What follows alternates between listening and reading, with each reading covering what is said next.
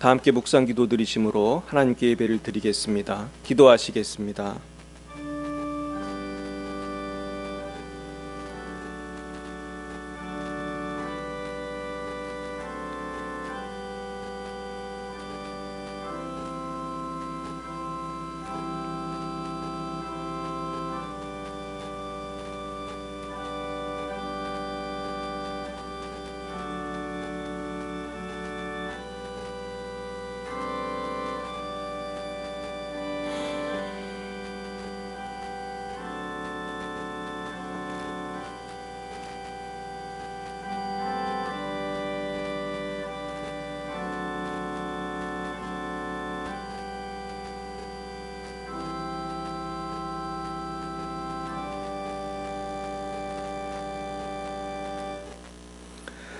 그런즉 이 일에 대하여 우리가 무슨 말하리요? 만일 하나님이 우리를 위하시면 누가 우리를 대적하리요? 자기 아들을 아끼지 아니하시고 우리 모든 사람을 위하여 내주시니가 어찌 그 아들과 함께 모든 것을 우리에게 주시지 아니하겠느냐? 누가 능히 하나님께서 택하신 자들을 고발하리요? 의롭다 하신 이는 하나님이시니 누가 정죄하리요? 죽으실 뿐 아니라 다시 살아나신 이는 그리스도 예수시니 그는 하나님 우편에 계신 자요 우리를 위하여 간구하시는 자시니라. 누가 우리를 그리스도의 사랑에서 끊으리요? 환난이나 공고나 박해나 기근이나 적신이나 위험이나 칼이랴. 기록된 바 우리가 종일 주를 위하여 죽임을 당하게 되며 도살당할 양같이 여김을 받았나이다 함과 같으니라. 그러나 이 모든 일에 우리를 사랑하시는 이로 말미암아 우리가 넉넉히 이기느니라. 내가 확신하노니 사망이나 생명이나 천사들이나 권세자들이나 현재일이나 장래일이나 능력이나 높음이나 깊음이나 다른 어떤 피조물이라도 우리를 우리 주 그리스도 예수 안에 있는 하나님의 사랑에서 끊을 수 없으리라. 아멘. 사랑과 은혜가 충만하신 전능하신 아버지 하나님 감사합니다. 주님의 십자가 사랑과 또한 우리를 날마다 성실하게 용서해 주시고 새롭게 해주시고 먹여주시고 입혀주시고 자유 대한민국을 지켜주시는 은혜와 사랑을 감사드립니다. 열방을 지켜주시는 하나님의 은혜에 감사합니다. 이제 우리나라가 참으로 고난 중에 있으며 우리가 이제 예배의 자유도 많이 제한이 되고 있는 상황 속에 있습니다.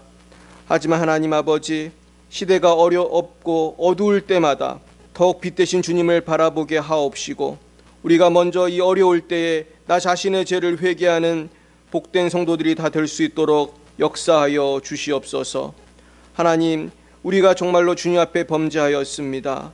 우리가 먼저 주님 앞에 참회하지 못하고 기도하지 못하고 정결하지 못하고 나라 민족을 위해서 우리가 정말로 헌신하지 못하였습니다. 이웃을 위해서 우리가 복음 증거하지 못하였습니다. 주님, 우리를 변화시켜 주시옵시고 주여 이 시간 한국교회와 열방의 교회들과 우리 모두가 회개하고 새로워져서 영광의 주님 다시 오실 때까지 참으로 준비되어서 참으로 재림의 날을 감격스럽게 맞이하는 우리 모두가 되게 하여 주옵소서. 주님, 오늘 각 가정과 일터에서 영상으로 예배를 드리는 전국의 모든 가정과 직장에 성령님 함께 하시고 열방에서 선교하시는 모든 선교사님들과 함께하여 주시옵소서. 성부 성자 성령 하나님께 모든 영광을 올려드리오며 모든 말씀을 살아계신 예수님의 이름으로 기도함나이다. 아멘. 사도신경으로 신앙 고백하겠습니다. 나는 전능하신 아버지 하나님 전지의 창조주를 믿습니다. 나는 그의 유일하신 아들 우리 주 예수 그리스도를 믿습니다. 그는 성령으로 잉태되어 동정녀 마리아에게서 나시고 본디오 빌라도에게 고난을 받아 십자가에 못 박혀 죽으시고 장사된 지 사흘 만에 죽은 자 가운데서 다시 살아나셨으며 하늘에 오르시어 전능하신 아버지 하나님 우편에 앉아 계시다가 거기로부터 살아있는 자와 죽은 자를 심판하러 오십니다. 나는 성령을 믿으며 거룩한 공교회와 성도의 교제와 죄를 용서받는 것과 몸의 부활과 영생을 믿습니다. 아멘. 성시교독은 교독문 58번 시편 133편입니다.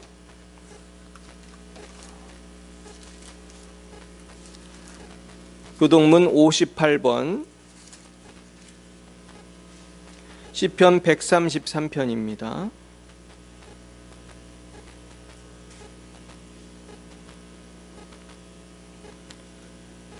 보라, 형제가 연합하여 동거함이 머리에 있는 보배로운 기름이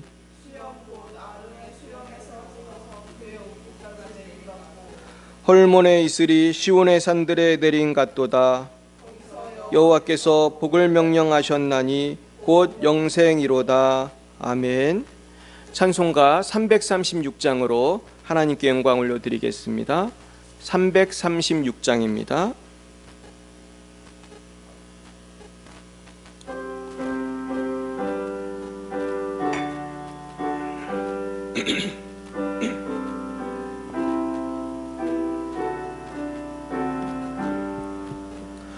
환난과 핍박 중에도 성도는 신앙 지켰네. 이 신앙 생각할 때에 기쁨이 충만하도다. 성도의 신앙 따라서 죽도록 충성하겠네. 옥중에 매인 성도나 양심은 자유 얻었네. 우리도 고난 받으면 죽어도 영광 되도다. 성도의 신앙 따라서 죽도록 충성하겠네. 성도의 신앙 본받아 원수도 사랑하겠네. 인자한 언어 행실로 이 신앙 전파하리라. 성도의 신앙 따라서 죽도록 충성하겠네.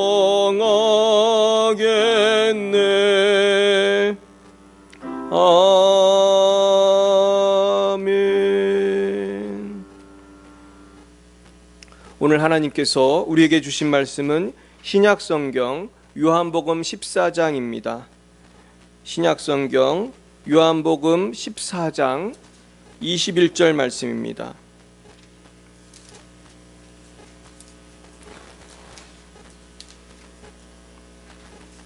신약 제 성경으로 172쪽 요한복음 14장 21절 말씀입니다. 우리가 다 함께 합독하시겠습니다. 시작. 나의 계명을 지키는 자라야 나를 사랑하는 자니 나를 사랑하는 자는 내 아버지께 사랑을 받을 것이요 나도 그를 사랑하여 그에게 나를 나타내리라. 아멘. 잠시 기도하시겠습니다. 사랑의 하나님 아버지, 감사합니다. 나를 사랑하는 자는 내 아버지께 사랑을 받을 것이고 나도 그를 사랑하여 그에게 나를 나타내리라 말씀하셨습니다. 그러나 하나님, 저희들이 주님을 사랑한다고 하면서도 아버지의 계명을 지키지 않는 그런 누를 범할 때가 너무나 많이 있었습니다. 한 주간도 살면서 아버지 마음으로, 생각으로, 행동으로 전 범죄한 모든 것들을 시간 주님 앞에 내어놓사오니 주여 십자가의 보혈로 정결케 하여 주시옵시고 우리를 다시 한번 성령으로 충만케 하여 주시사 아버지 하나님의 거룩한 성민으로 새로워지는 역사가 있게 하여 주옵소서. 감사하며 예수님의 이름으로 기도드렸사옵나이다. 아멘. 네, 오늘은 우리가 69절 암송하는 가운데 오늘 네 번째 시간입니다. 우리 요한복음 14장 21절 말씀을 우리 다시 한번 암송해 보겠습니다. 시작. 나의 계명을 지키는 자라야 나를 사랑하는 자니 나를 사랑하는 자는 내 아버지께 사랑을 받을 것이요 나도 그를 사랑하여 그에게 나를 나타내리라. 예, 이번에는 한번 안 보고 외워보겠습니다. 시작. 나의 계명을 지키는 자라야 나를 사랑하는 자니 나를 사랑하는 자는 내 아버지께 사랑을 받을 것이요 나도 그를 사랑하여 그에게 나를 나타내리라. 아멘. 네, 이거 잘 외우고 계신 것이죠? 우리 다음 주는 이제 디모데후서 3장 16절입니다. 우리 다음 주 말씀 한번 외워볼까요? 시작. 모든 성경은 하나님의 감동으로 된 것으로 교훈과 책망과 바르게 함과 의로 교육하기에 유익하니. 예, 디모데후서 3장 16절입니다. 그래서 이제 오늘은 순종에 대한 말씀을 이제 드리게 되고요. 그리고 다음 주부터는 또 말씀에 대해서 우리가 다시 한번 묵상해 보겠습니다. 오늘 제목을 제가 나를 사랑하는 자라고 잡아 보았습니다. 따라 볼까요? 나를 사랑하는 자.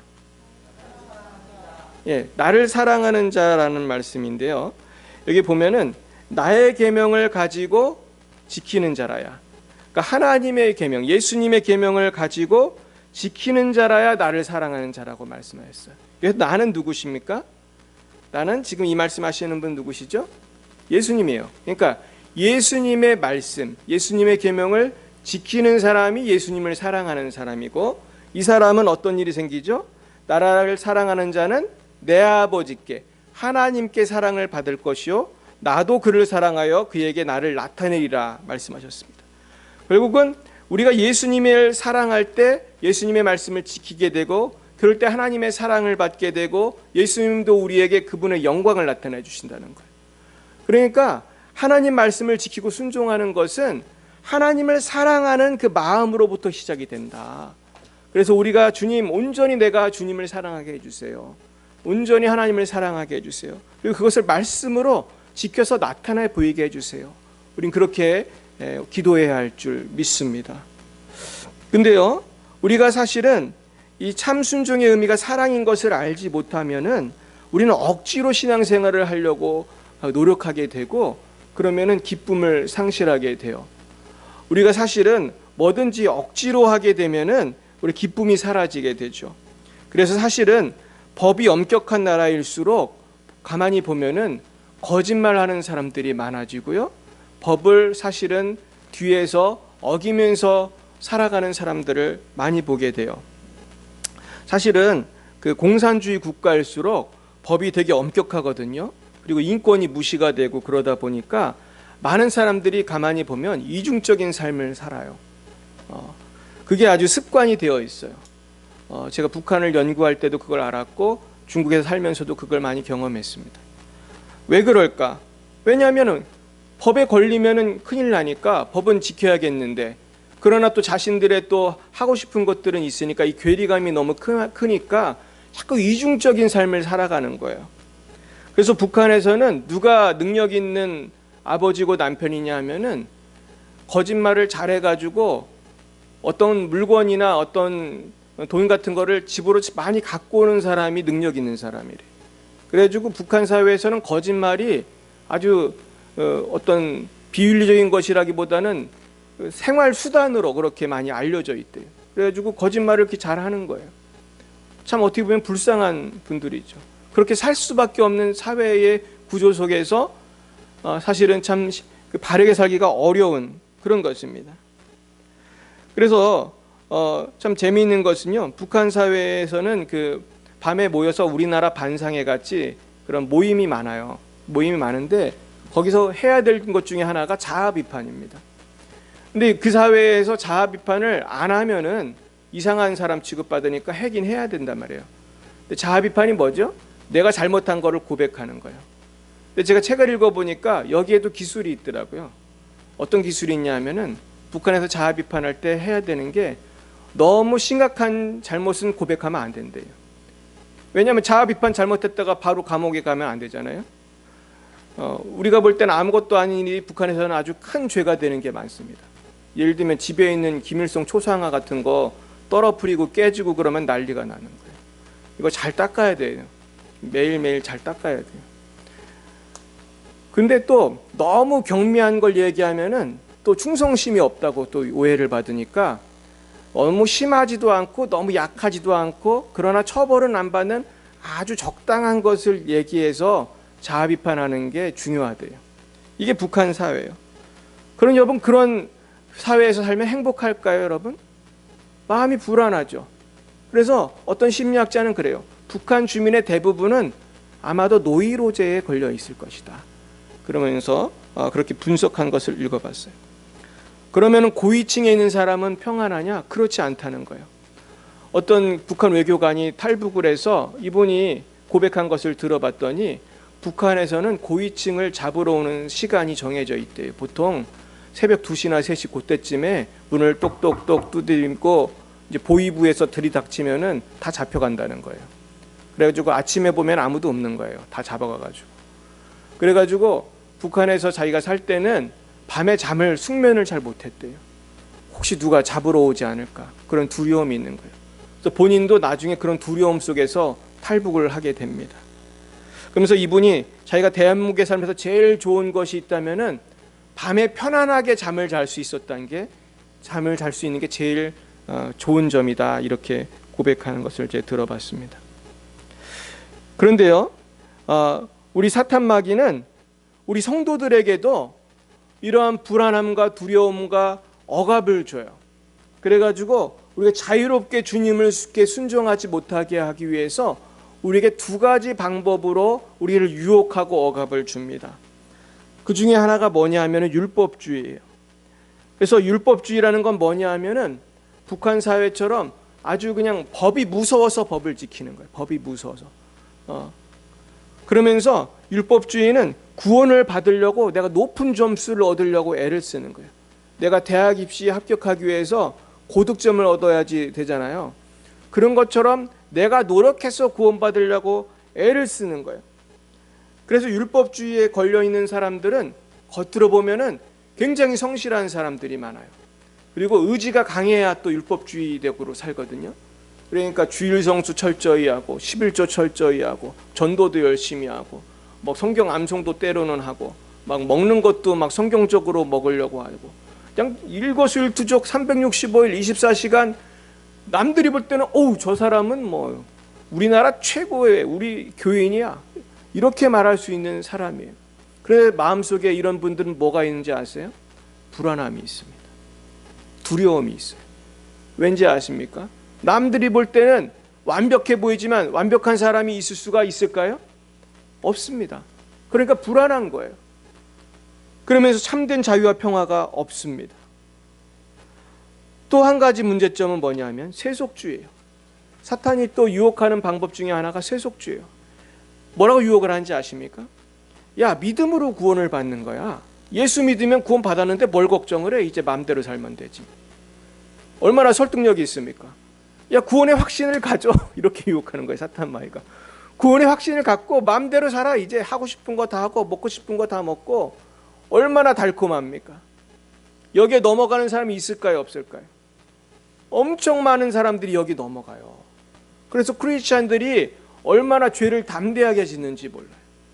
그래가지고 제가 우리나라에서 감옥에 있는 그 종교인 비율을 제가 읽어본 적이 있어요. 제가 물어볼게요. 불교, 천주교, 기독교 중에 감옥에서 1등이 누군지 아십니까? 기독교예요. 기독교인이 제일 많아요, 감옥에. 참 부끄러운 거 아닙니까? 근데 어찌 보면 감옥에서 전도를 많이 해서 그럴 수도 있어요, 사실은. 또 우리가 열심히 선교하니까. 그런데 사실은 기독교인들이 감옥에도 많이 가는 것 같아요. 왜 그럴까? 어떤 신학자가 그런 얘기하는 걸 봤습니다. 우리는 이제 이신칭의를 강조하는 것에서 넘어서서 보다 더 성숙한 신앙으로, 정말로 예수님을 정말 믿는다면은 행위의 열매가 나타나는 성숙한 신앙으로 우리가 가야 되는 걸 강조해야 된다. 이제 그런 얘기를 제가 하는 것을 들었습니다. 근데 여러분, 우리가 이러한 세속주의나 율법주의는 정상적인 순종의 그 태도라고 볼 수가 없어요. 뭐 율법주의로 어거지로 내가 주님 뜻대로 살려고 하는 것도 이상한 것이고, 그래서 구원을 받으려고 하는 것도 잘못된 것이고, 그리고 또 한편으로 내가 그냥 예수 믿으면 됐으니까 천국은 갈 거니까 마음대로 살겠다 그러면서 술 취하고 방탕하고, 이것도 마귀가 유혹하고 결국은 지옥으로 가는 방법이에요. 그렇다면 무엇입니까? 우리는 복음주의로 가야 돼요. 따라해 볼까요? 복음주의. 이반젤리컬리즘이라고 해요. 우리는 복음주의적인 교회예요. 복음주의가 뭐냐면, 복음은 뭐냐면은 십자가의 보혈로 은혜로 구원을 받은 것이지만은 이제 남은 여생은 어떻게 살아가야 되느냐? 은혜를 받았으니까 맘대로 살아요? 주님 뜻대로 살아야 돼요? 주님 뜻대로 사는 거예요. 왜? 감사해서, 감격해서 우리는 주님 뜻대로 살아가려고 하는 것이 이 복음주의예요. 그러니까 복음주의에는 감사가 있어요, 감격이 있어요, 그렇게 살고 싶은 자원함이 있어요. 결국은 생명과 평안함이 있는 것입니다. 근데 여러분, 우리가 이렇게 세상의 유혹을 이기고 복음주의로 살아가는 데 있어서 가장 중요한 것이 뭐냐면은 그것이 바로 예배입니다. 주님을 예배하는 것이 제일 중요해요. 우리 따라해 볼까요? 나는 예배자입니다. 나는 예배자예요. 예수를 믿는다는 건 나는 주님을 예배하면서 살겠습니다. 그래서 거룩한 산제물로 드리라고 그랬습니다. 그런데 여러분, 우리 거룩한 산제물로 드리는 것은 우리가 생활 속에서도 드려야 되지만 사실은 주일 예배, 수요 예배, 철야 예배, 새벽기도 혹은 구역 예배, 이런 예배가 굉장히 중요해요. 왜냐하면 내가 일상생활을 하면서는 주님께 참 집중하기가 어렵잖아요. 그리고 내가 성도들끼리도 연합을 하고 주님과도 연합을 하고, 그러니까 마치 십자가처럼 우리는 성도들 간의 연합, 그리고 하나님과 우리와의 연합, 이것이 예배거든요. 주님과의 하나됨, 이것이 굉장히 중요한 거예요. 그런데 지금 예배드리기가 쉬워요, 어려워요? 어려워요. 지금도 우리 지금 이 예배를 녹화하고 있는데 예배드리기가 이렇게 어려운 적이 없었어요. 근데 이거를 우리가 잘 극복해야 돼요. 그래서 우리가 여러분 영상으로 예배 드리시지만은 될 수 있으면은 예배를 같이 드리시기 바랍니다. 핸드폰 보고 각자 앉아서 드리시지 마시고, 가족이 계시다면은 좀 이번 기회에 그 조그만 컴퓨터 하나만 놔도 우리가 다 같이 예배 드릴 수 있잖아요. 그렇게 같이 예배 드리시는 것이 바람직합니다. 그래서 이것이 가정에서의 예배가 돼야 됩니다. 그래서 제가 어떤 기회를 보니까 이 코로나 사태 때 가정 예배를 드리라고 하면서 영상을 안 보여주는 그런 교회가 있더라고요. 그래서 어떻게 하나 봤더니 거기는 그 가장이 예배를 인도하도록 예배 모범을 보내주더라고요. 그래서 그 아버지나 그 가장이 그 예배를 인도하면서 가족 예배를 드릴 수 있도록 도와주시는 걸 봤어요. 우리 교회는 이제 예배 실황을 전부 녹화해서 보내드리기 때문에요, 우리가 제일 쉬운 거는 그냥 컴퓨터 앞에서 온 가족이 같이 예배를 드리시면은 아주 쉽게 같이 연합된 예배를 드릴 수가 있는 줄 믿습니다. 자, 그런데요, 우리가 하나님을 믿고 내가 구원을 받았지만은 예배도 드리지만은 여러분, 신앙생활하는 것이 쉽습니까? 유혹이 많습니까? 유혹이 많아요. 오늘은 제가 좀 로마서를 많이 찾아보겠습니다. 우리 한번 로마서 7장을 한번 펴보시겠습니다. 로마서 7장. 우리가 잘 아는 대로 사도 바울 선생님은 뭐 너무나 존경받는 정말로 성경의 위대한 인물이지만은 마음의 갈등과 그리고 유혹이 있었던 것을 고백하고 계세요. 로마서 7장 18절부터 23절까지 같이 보시겠습니다. 찾으셨습니까? 한번 얼마나 신앙생활이 이렇게 어려운 것인지 한번 찾아보겠습니다. 시작. 내 속 곧 내 육신에 선한 것이 거하지 아니하는 줄을 아노니 원함은 내게 있으나 선을 행하는 것은 없노라. 내가 원하는 바 선은 행하지 아니하고 도리어 원하지 아니하는 바 악을 행하는도다. 만일 내가 원하지 아니하는 그것을 하면 이를 행하는 자가 내가 아니요 내 속에 거하는 죄니라. 그러므로 내가 한 법을 깨달았노니 곧 선을 행하기 원하는 나에게 악이 함께 있는 것이로다. 내 속사람으로는 하나님의 법을 즐거워하되 내 지체 속에서 한 다른 법이 내 마음의 법과 싸워 내 지체 속에 있는 죄의 법으로 나를 사로잡는 것을 보는도다. 보세요. 우리 20절을 다시 보시면 만일 내가 원하지 아니하는 그것을 하면 이를 행하는 자는 내가 아니요 내 속에 거하는 죄니라. 결국 이건 뭐예요? 내가 옛사람의 습관, 옛 습관대로 죄를 범했다는 거예요. 여러분, 예수님을 믿으면은 이 옛사람이 완전히 사라집니까? 아니면 죄성이 남아있습니까? 남아있어요. 우리도 욱할 때가 있어요, 없어요? 있어요. 그리고 유혹을 하고 달콤한 죄에 넘어갈 때가 있어요, 없어요? 매일매일 있죠. 사실 매일매일 우리가 원하고 바라고 기도하지만은 성령 충만하게만 살 수가 없어요. 이것이 저의 모습이고 여러분의 모습이고 모든 인간의 모습입니다. 그러니까 우리가 나의 연약함을 이렇게 바울이 고백한 걸 보세요. 아니, 바울 정도 되면은 기도하면은 죽은 사람이 살아났어요. 바울이 기도하면 성령이 물론 역사에서 살아나신 거지만은 그렇게 성령의 도구가 돼서 병든 사람은 물론이고 죽은 사람도 살리는 위대한 바울도 죄로 인한 유혹의 갈등이 있었다면은 저와 여러분이 이런 갈등이 있는 것은 당연한 거예요, 이상한 거예요? 당연한 거예요. 그러니까 우리가 죄를 짓는다고 너무 낙심할 필요는 없습니다. 그럼 어떻게 해야 될까? 첫 번째, 우리는 우리의 한계를 인정할 줄 알아야 돼요. 따라 볼까요? 나는 죄인입니다. 나는 의인이 된 죄인입니다. 그러니까 거듭난 죄인이죠. 거듭난 죄인. 그러니까 우리는 값없이 의롭게 된 의인이에요.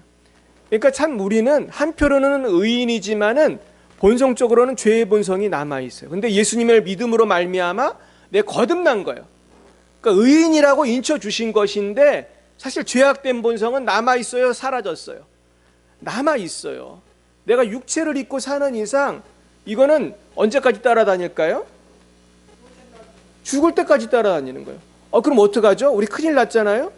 하지만은 예수님이 도와주십니다. 예수님이 내 안에 오셨기 때문에 이제는 내가 예수 안 믿을 때처럼 무조건 죄를 짓는 게 아니고 내가 선택할 수 있어요. 죄도 선택해서 짓게 되는 거예요, 우리가. 그러니까 여러분, 우리가 내가 안 지으려고 노력하고 주님의 도우심을 받아서, 성령의 도우심을 받아서 내가 거룩하게 살 수가 있어요. 우리 따라 보겠습니다. 나는 주님 안에서 거룩하게 살 수 있다. 내게 능력 주시는 자 안에서 내가 모든 것을 할 수가 있어요. 이게 참 위대한 고백이고 우린 이 믿음을 가지고 성화의 길로 가는 것입니다. 그래서요, 우리가 그럼에도 불구하고 나는 한계가 있다는 걸 인정해야 돼요. 그래서 이 심리학에서도 이 용어가 굉장히 중요합니다. 어떤 사람이 알코올 중독이 됐습니까? 어떤 사람이 예를 들어서 어떤 노이로제가 걸렸습니까? 어떤 포르노 중독이 있습니까? 어떤 성 중독이 있습니까? 마약 중독이 있습니까? 다 똑같아요. 심리 상담을 하는 분에게 와서 얘기를 하면은 이 상담자는 그 얘기를 듣고 그 사람에게 아니 당신 어떻게 하다 그런 못쓸 인간이 됐습니까? 그렇게 말하는 것이 아니라 그분은 공감을 해주고 그렇습니다. 인간은 이렇게 연약합니다. 당신의 한계를 이제 아셨죠? 이제 이걸 혼자 붙들고 계시지 마시고 우리 같이 이것을 치료해 봅시다. 그러면서 뭐라고 환자한테 얘기하냐면은 이것이 당신의 한계입니다. 당신은 이제 이걸 인정하셔야 됩니다. 당신은 알코올 중독입니다. 이 정도 술을 먹었으면은 알코올 중독이에요. 이 정도 게임을 했으면은 무슨 중독? 게임 중독이에요. 이 정도로 인터넷과 핸드폰을 하셨으면은 당신은 무슨 중독이에요? 인터넷 중독이에요. 여러분도 중독된 게 있으십니까? 나는 인터넷 중독도 아니고 게임 중독도 아니다. 하지만은 나는 드라마 중독에 걸린 사람들도 있어요. 어떤 사람은 드라마를 끊지를 못해. 아무리 바쁘고 힘들어도 꼭 드라마를 봐야 되는 사람이 있어요. 또 어떤 사람은 식탐이 많아요. 이거 몸에 해로운데도 자꾸 먹어요. 살이 자꾸 찌는데도 그런 사람이 있어요. 어떤 사람은 탐욕의 노예가 돼가지고 돈을 아무리 모아도 불안하고 돈을 더 모으려고 그래요. 제가 어떤 얘기를 들었냐면 어떤 분은요, 어떤 계절이 되면은 자기도 모르게 미숫가루를 만든대요. 왜 미숫가루 만드는지 알아요? 미숫가루가 그 피난 갈 때 먹는 음식이거든요. 6.25 때 많은 사람들이 미숫가루 갖고 피난을 갔어요. 그래서 먹을 게 없으면 미숫가루를 먹고 연명을 한 거예요. 근데 이분이 6.25를 겪고 난 분인데 자꾸 그 6.25 때쯤 되면 나도 모르게 해마다 미숫가루를 만든대. 불안함이 있는 거예요, 그 마음에. 뭐 이뿐이겠습니까? 여러 가지 그런 사람들의 연약함이 누구에게나 있어요. 근데 인간은 공통적으로 다 죄의 노예로 살았던 사람이고 거듭난 사람도 죄성이 있기 때문에 여러분, 난 예수 믿는데 왜 자꾸 이 죄를 짓지? 그런 게 다 있어요. 음란함도 있고 거짓말도 있고 분노함도 있고 우리가 누구를 시기하고 미워하는 것도 있고 이것이요 누구에게나 다 있어요. 그렇기 때문에 절망할 것이 아니라 우리는 주님께 나아가야 돼요. 내가 이걸 세속주의자처럼 그냥 나 이제 맘대로 살 거야, 나 그냥 죄 맘대로 짓고 살 거야, 이건 아니라는 거예요. 한번 로마서 6장으로 가보겠습니다. 그럼 우리가 어떻게 해야 됩니까? 로마서 6장 1절부터 4절까지 말씀을 한번 통해서 우리가 한번 어떻게 살아야 되는지 우리가 보겠습니다. 시작. 그런즉 우리가 무슨 말을 하리요? 은혜를 더하게 하려고 죄에 거하겠느냐? 그럴 수 없느니라. 죄에 대하여 죽은 우리가 어찌 그 가운데 더 살리요? 무릇 그리스도 예수와 합하여 세례를 받은 우리는 그의 죽으심과 합하여 세례를 받은 줄을 알지 못하느냐?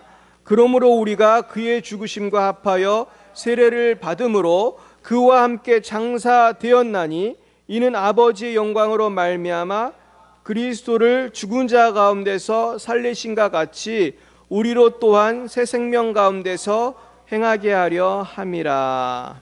아멘. 그러니까 이 말씀은 벌써 세속주의는 틀렸다는 걸 말씀하잖아요. 은혜를 더하려고 더 죄악에 거하겠느냐? 그럴 수 없느니라. 우리는 죄를 이젠 질 수 없다는 거예요. 죄에 대해서 우리는 어떻게 됐다는 거예요? 죽었다는 거예요.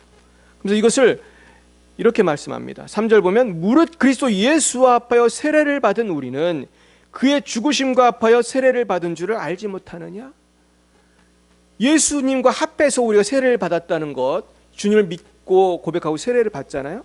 그러니까 예수를 믿었다는 말 자체는 예수님과 함께 십자가에서 옛사람이 죽었다는 거예요. 이미 죄를 짓고 싶어하는 옛사람은 죽었다는 걸 알고 이제 더 이상 난 새 사람이 되어서 죄를 짓지는 말아야겠다고 결단을 해야 되고 난 죄를 질 수 없다고 믿어야 되는 거예요.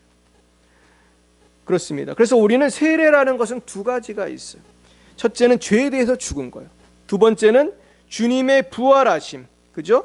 그래서 4절에 보시면 우리 그의 죽으심과 합하여 세례를 받음으로 그와 함께 장사되었나니 이는 아버지의 영광으로 말미암아 그리스도를 죽은 자 가운데서 살리심과 같이 우리 또한 새 생명 가운데서 행하게 하려 하심이라. 두 번째는 주님의 부활과 연합하는 거예요. 자, 따라해 볼까요? 첫 번째는 십자가와 연합. 옛사람이 여기서 죽은 것입니다. 아멘입니까? 두 번째는 부활과의 연합. 이젠 부활의 주님과 연합하여 영생을 누리는 거예요. 그러니까 내가 영생을 누리게 되었다는 것은 십자가와 연합해서 옛사람이 죽어야 되는 거예요. 그리고 부활의 주님과 연합해서 부활의 주님이 내 안에 오셔야 되는 거예요. 그래야 영생을 누리는 거예요. 내 힘으로는 절대로 못해요. 십자가의 주님의 의지에서 내 옛사람이 죽고 그리고 십자가 주님과 부활의 주님과 연합해서 내 영혼이 살아야 내가 구원을 받는 거예요. 그러니까 신앙은 여러분 마라톤이에요. 내가 십자가 연합하고 부활에 연합했는데 내가 왜 자꾸 죄를 지나 낙심하지 말고 끝까지 인내하면서 이 신앙의 마라톤을 달려가야 되는 거예요. 믿으시길 축원합니다. 그리고 두 번째, 우리가 주님께 순종하려면은 주님을 의지해야 돼요. 우리 따라 볼까요? 주님을 의지합시다. 주님을 매일매일 의지해야 돼요. 십자가의 주님, 부활의 주님을 부흥회 때만 의지하고 주일만 의지하는 게 아니고 24시간 계속 의지해야 돼요. 또 죄를 고백하고 성령 충만을 받고 죄를 고백하고 성령 충만을 받고 오늘도 넘어지면 회개하고 성령 충만 받고 내일도 넘어지면 죄를 고백하고 성령 충만을 받아서 결단을 하고 다시 한번 새 힘을 내야 되는 것입니다. 우리가 여기에 대해서 요한일서 1장 8, 9절에 보면 이런 귀한 말씀이 있어요. 만일 우리가 죄 없다고 말하면 스스로 속이고 또 진리가 우리 속에 있지 아니할 것이요 만일 우리가 우리 죄를 자백하면 그는 미쁘시고 의로우사 우리 죄를 사하시며 우리를 모든 불의에서 깨끗하게 하실 것이요. 그러니까 여러분 죄가 없다고 말하는 사람은 거짓말하는 사람이에요. 우리가 해야 될 일은 이제 죄를 자백하고 죄의 보혈로 우리는 깨끗하게, 불에서 깨끗하게 돼야 돼요. 그래서 주님을 의지한다는 건 첫째로는 죄의 문제를 주님 앞에 죄짐을 내려놓는 거예요. 두 번째는 삶의 모든 삶 속에서 성령의 충만을 받아서 살아가는 거예요. 우리 로마서 8장 1, 2절을 읽어보겠습니다. 로마서 8장 1, 2절 시작. 그러므로 이제 그리스도 예수 안에 있는 자에게는 결코 정죄함이 없나니 이는 그리스도 예수 안에 있는 생명의 성령의 법이 죄와 사망의 법에서 너를 해방하였음이라. 아멘. 그래서 이제는 생명의 성령의 법, 예수님 안에 있는 생명의 성령의 법이 죄와 사망의 법에서 우리를 구원하는 것을 믿고 정죄함을 갖지 말고 예수 안에서 내가 떳떳하게 성령의 법, 생명의 법으로 그 능력을 힘입어서 예수님 안에서의 그 성령의 능력을 힘입어서 우린 힘차게 살아가야 되는 것이고 그렇게 살아갈 수가 있는 것입니다. 이것은 참으로 신비한 일이고요. 은혜가 없으면 생각할 수 없는 거예요.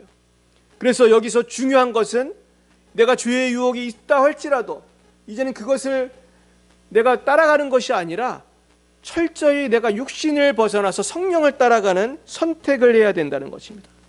그래서 우리 로마서 8장 3절에서 6절을 한번 읽어보겠습니다. 시작. 율법이 육신으로 말미암아 연약하여 할 수 없는 그것을 하나님은 아시나니 곧 죄로 말미암아 자기 아들을 죄 있는 육신의 모양으로 보내어 육신의 죄를 정하사 육신을 따르지 아니하고 그 영을 따라 행하는 우리에게 율법의 요구가 이루어지게 하려 하심이니라. 육신을 따르는 자는 육신의 일을, 영을 따르는 자는 영의 일을 생각하나니 육신의 생각은 사망이요 영의 생각은 생명과 평안이니라. 영의 생각은 생명과 평안이라고 했어요. 그래서 내가 예수님을 믿는 증거는 생명과 평안이 있어야 할 줄 믿습니다. 그러니까 내 안에 영생이 있다는 구원의 확신이 있어야 되고 평안이 있어야 돼요. 근데 내가 예수 믿는데 왜 이렇게 평안이 없을까? 그것은 내가 온전히 주님을 믿지 못하거나 아니면 내가 아직도 숨겨둔 죄가 있기 때문이에요. 이거 꼭 우리가 해결해야 할 줄로 믿습니다. 결국은 우리가 육신을 따르지 않고 영을 따르라는 것은 성령을 따라서 행해야 돼요. 성령을 따라서 행하면은요, 내가 문자적으로 율법을 따라 사는 그런 피곤한 삶은 아니지만 성령을 따라 살아가면 나도 모르게 율법이 요구하는 그 기준 이상의 삶을 살아갈 수가 있는 거예요. 그래서 제가 어떤 책을 읽었더니 그러더라고요. 우리가 거룩하게 살아간다는 것은 완벽하게 산다는 뜻은 아니다. 어떻게 완벽하게 살아갈 수가 있겠냐는 거예요. 그러므로 우리가 거룩하게 살아간다는 것은 정말로 성령을 충만하게 성령을 따라서 살아가는 삶임을 알고 우리가 날마다 성령을 따라서 살아가야 할 줄로 믿습니다. 그래서 우리는 결심을 해야 돼요. 로마서 8장 13, 14절의 결심 읽어보겠습니다. 시작. 너희가 육신대로 살면 반드시 죽을 것이로되 영으로서 몸의 행실을 죽이면 살리니 무릇 하나님의 영으로 인도함을 받는 사람은 곧 하나님의 아들이라. 그래서 우리는 몸의 행실을 죽이고 성령의 인도하심을 받는 순종의 삶을 살아가고자 결심을 해야 돼요. 그리고 이 특권을 우리는 잊지 말아야 되고 낙심하지 말고 성령을 따라서 살다 보면은 나도 모르게 점점 성령 충만하고 능력 있는 삶, 기쁨이 충만한 삶을, 평강이 충만한 삶을 살게 될 줄 믿습니다. 마지막으로 세 번째, 우리가 말씀에 순종하기 위해서는 하나님과 연합한 삶을 살아야 돼요. 따라 보겠습니다. 하나님과 연합하자. 아주 강력하게 연합이 돼야 돼요. 그래서 이것이 바로 성령 충만의 길인 줄 믿습니다. 그래서 이제는 내가 하나님과 점점 연합해야 되는데 그렇게 살 수 있는 근거는요, 나는 부족하지만 하나님의 사랑이 나를 꽉 붙들어 가지고 나를 영원히 보호해 주시기 때문이에요. 거기에 대한 말씀이 로마서 8장 31절 이하에 나옵니다. 너무나 귀중한 말씀이죠. 우리 로마서 8장 31절에서 39절까지 말씀 우리 한 목소리로 읽어보겠습니다. 로마서 8장 31절에서 39절까지 말씀입니다. 시작. 그런즉 이 일에 대하여 우리가 무슨 말하리요? 만일 하나님이 우리를 위하시면 누가 우리를 대적하리요? 자기 아들을 아끼지 아니하시고 우리 모든 사람을 위하여 내주시니가 어찌 그 아들과 함께 모든 것을 우리에게 주시지 아니하겠느냐. 누가 능히 하나님께서 택하신 자들을 고발하리요. 의롭다 하신 이는 하나님이시니 누가 정죄하리요. 죽으실 뿐 아니라 다시 살아나신 이는 그리스도 예수시니 그는 하나님 우편에 계신 자요 우리를 위하여 간구하시는 자시니라. 누가 우리를 그리스도의 사랑에서 끊으리요. 환난이나 공고나 박해나 기근이나 적신이나 위험이나 칼이라. 기록된 바 우리가 종일 주를 위하여 죽임을 당하게 되며 도살당할 양같이 여김을 받았나이다 함과 같으니라. 그러나 이 모든 일에 우리를 사랑하시는 이로 말미암아 우리가 넉넉히 이기느니라. 내가 확신하노니 사망이나 생명이나 천사들이나 권세자들이나 현재일이나 장래일이나 능력이나 높음이나 깊음이나 다른 어떤 피조물이라도 우리를 우리 주 그리스도 예수 안에 있는 하나님의 사랑에서 끊을 수 없으리라. 아멘. 우리가 연약하죠. 몇 때로는 믿음이 식을 때도 있어요. 때로는 죄를 지을 때도 있어요. 제가 예전에 어떤 분을 상담을 했는데 이분이 너무너무 불안해하는 거예요. 예수를 믿는 분이에요. 하지만 이분이 뭘 불안하고 있었냐면은 자기가 온전히 하나님의 사랑에 내가 있는지 잘 모르겠다는 거예요. 내가 주님께서 나를 구원해 주셨는지 잘 모르겠다는 거예요. 그래서 제가 이 말씀을 읽어드렸어요. 이거 보시라고요. 하나님의 사랑에서 우리를 끊을 수 없다고 했습니다. 하나님의 사랑에서 아무도 우리를 끊을 수 없습니다. 결국 우리가 하나님의 사랑에서 끊을 수 없다는 것을 믿고 내 주님 안에서 안전하다는 것을 믿고 날마다 주님과 연합되기 위해서 날마다 우리가 기도에 힘쓰고 우리가 말씀에 힘써야 할 줄 믿습니다. 아무도 우리를 하나님의 사랑에서 끊을 수가 없습니다. 참 우리가 지금 예배드리는 환경이 참 열악하고 우리가 지금 어려움이 많습니다. 그래서 사실은 지금 교회적으로 보면은 어떤 목사님은 그래요. 지금 한국교회 교인이 3분의 1이 줄었다고 그래요. 정말로 이게 놀라운 일입니다. 몇 달 만에 이렇게 교인이 줄었다는 거예요. 그래서 사실은 교회마다 어려운 교회가 참 많아요. 근데 여러분, 하나님의 사랑에서 우리를 아무도 끊을 수 없습니다. 이 코로나 바이러스도 어떤 정부 방침도 이 예배가 어려워도 우리가 항상 성령 안에서 주님과 교통할 때 우린 늘 주님 안에서 안전하고 영생 복락을 누리는데 아무런 지장이 없을 줄로 믿습니다. 6.25 때 한 종군 기자가 미군 한 명을 인터뷰를 했다고 그래요. 근데 이 미군이 그때 너무 추운 겨울날이었는데 야전에서 그 콩이 든 콩 깡통을 따가지고 나이프로 콩을 찍어서 이렇게 먹고 있었어요. 얼마나 추웠겠습니까? 그 추울 때 그 콩을 그 나이프로 찍어서 하나씩 먹고 있는데 그 당신에게 만약에 하나님께서 뭘 해주신다고 한다면은 어떤 소원을 말하겠냐고 물어봤어요. 소원이 뭐냐고 물어봤어요. 그랬더니 그분은 투마로라고 그랬어요. 투마로. 내일을 주셨으면 좋겠어요. 그 무슨 뜻입니까? 지금 전쟁에서 총알이 빗발치는 속에서 내일 내가 살아있을지 죽을지 알지 못한다는 거예요. 사랑하는 여러분, 우리는 사실은 어떻게 보면 전쟁터 같은 곳에서 살아가요. 하루하루 신앙생활하는 게 전쟁이에요. 주님을 믿고 신앙을 지키는 것이 너무나 어려운 것 같아요. 대한민국도 사실 어떻게 갈지 바람 앞에 등불처럼 염려하시는 분들이 사실 참 많습니다. 지금 한국 경제가 얼마나 어려운지요. 참으로 염려하는 분이 많고 정치적으로 또 우리가 교회적으로도 참 힘듭니다. 그러나 여러분, 하나님을 우리 사랑하세요. 우리를 위해서 놀라운 천국을 예비하셨고 우리를 위해 예수님과 함께 모든 것을 주셨습니다. 그럼 우리가 이제 집중해야 될 것은 세상을 바라보고 염려할 것이 아니라 저 천국을 바라보고 하나님을 바라보고 내가 더욱더 하나님과 연합되어서 내가 하루하루 살아가기 위하여 나의 한계를 인정하고 날마다 성령을 의지하고 날마다 하나님과 연합되어 살아갈 때에 우리는 날마다 승리하게 될 줄로 믿습니다. 오늘 이 말씀을 붙드시고 날마다 주님의 사랑 안에서 믿음, 소망, 사랑으로 승리하시는 하나님의 자녀들이 다 되실 수 있기를 예수님의 이름으로 간절히 축원드립니다. 기도하시겠습니다. 사랑의 주님, 주님의 계명을 지켜야 주님을 사랑하는 자라고 하셨는데 우린 너무나 주님의 계명을 밥 먹듯이 어기는 불충한 죄인들입니다. 나라는 병들어 가고 있고 지금 열방이 질병으로 또한 죄악으로 방황하며 영육간에 죽어가고 있습니다. 하지만 우리는 예수님 안에서 구원을 받았으므로 좌절하지 않고 낭망하지 않고 믿음, 소망, 사랑을 가지고 성령의 권능을 사모하고 예배를 사모하고 정말로 하나님을 사모하고 승리하기 원하오니 주님 우리와 함께해 주시고 참으로 우리 한국교회와 함께해 주셔서 우리가 다시 한번 일어나게 하여 주시고 다시 한번 부흥하게 도와 주시옵소서. 모든 말씀을 살아계신 예수님 이름으로 기도함나이다. 아멘. 네, 연이어서 드린 예물을 위해서 기도하겠습니다. 사랑의 하나님 아버지 감사합니다. 오늘 또 많은 분들이 또한 주님 앞에 귀한 예물을 하나님께 바쳤습니다. 하나님 아버지, 이 바친 예물을 통해서 하나님 홀로 영광 받아 주시옵시고 우리가 지금 비록 예배는 함께 드리지 못할지라도 아버지 우리가 주님 안에서 성령 안에서 교통하게 하시고 어디 있든지 하나님의 자리를 기억하고 하나님을 기억하고 하나님과 동행하는 복된 성도님들이 다시 되실 수 있도록 역사하여 주시고 특별히 한국 경제가 매우 어렵습니다.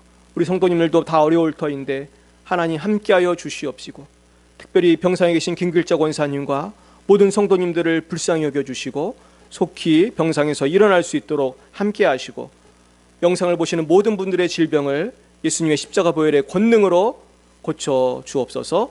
예수님의 이름으로 기도하였사옵나이다. 아멘. 우리가 이제 이번 주가 요한복음 14장 21절 말씀이었고요. 다음 주가 디모데후서 3장 16절입니다. 우리 성경 구절만 한번 외워보고 오늘 말씀 마치겠습니다. 먼저 오늘 말씀 요한복음 14장 21절 외워보겠습니다. 시작.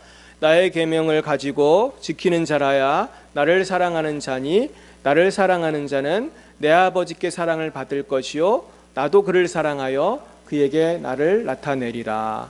아멘. 다음 주 디모데후서 3장 16절 시작. 모든 성경은 하나님의 감동으로 된 것으로 교훈과 책망과 바르게 함과 의로 교육하기에 유익하니. 아멘. 네, 우리 다 함께 이 말씀 가지고 승리하시면 좋겠고요. 우리가 이제 언제까지 이 비대면 예배를 드려야 되는지 제가 실시간으로 확인을 해서 계속해서 광고를 드리겠습니다. 당분간은 우리가 코로나가 점점 심해지기 때문에 비대면 예배를 드려야 할 것 같습니다. 우리가 서로를 위해서, 나라를 위해서, 교회를 위해서 많이 기도해 주시기를 바랍니다. 특별히 선교사님들을 위해서 많이 기도해 주셨으면 좋겠습니다. 우리 다 함께 결단의 찬송, 너 어디 가든지 찬송하시고 축도로 예배를 마치겠습니다.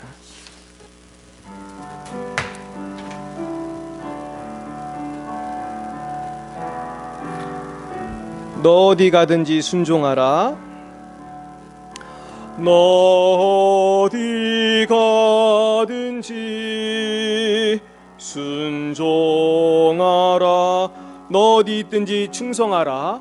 너 어디 있든지 충성하라. 주 너의 하나님 왕 되신 주, 왕 되신 주, 영원히 주님만, 영원히 주님. 사랑하라, 사랑하라. 나 어디 가든지 순종하리. 나 어디 가든지 순종하리. 나 어디 있든지 충성하리. 나 어디 있든지 충성하리.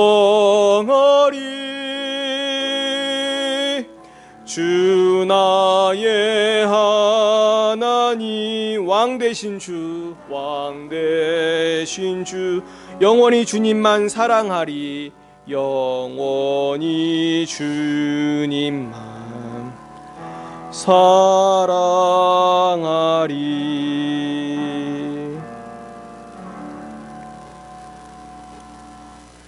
지금은 살아계신 주 예수 그리스도의 구속의 은혜와 하나님 아버지의 놀라우신 사랑하심과 성령의 교통하심이 날마다 주님의 계명을 지키며 살아가기로 결단하는 사랑하는 주의 백성들 머리 위에와 이 나라 이 민족과 열방 위에 이제와 영원 무궁토록 함께하옵시기를 간절히 축원하옵나이다.